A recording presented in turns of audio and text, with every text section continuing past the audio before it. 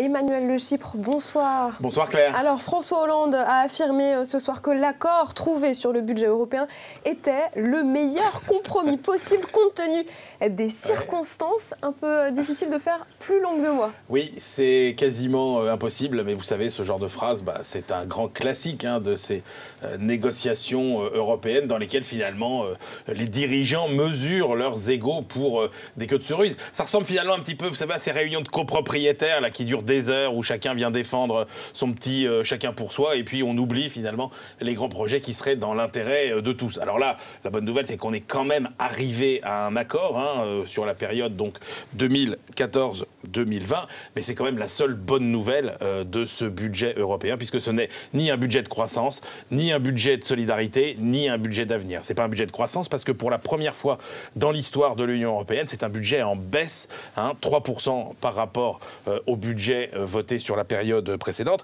Ça n'est pas un budget de solidarité puisque par exemple les budgets de cohésion qui permettent de compenser un petit peu les écarts entre les pays pauvres et les pays les plus riches, eh bien ceux-là subissent des coupes sévères.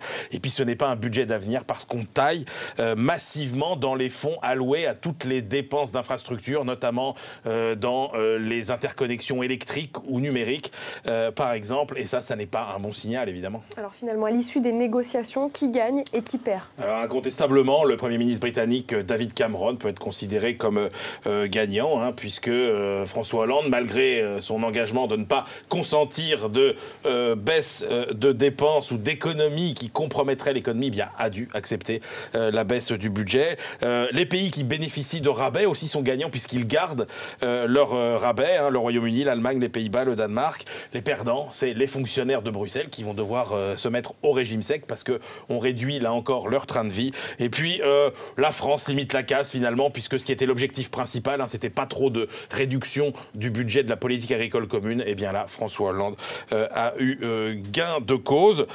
Simplement, il n'est pas sûr du tout que le Parlement européen accepte ce budget en l'état. Et pour terminer, le chiffre du jour.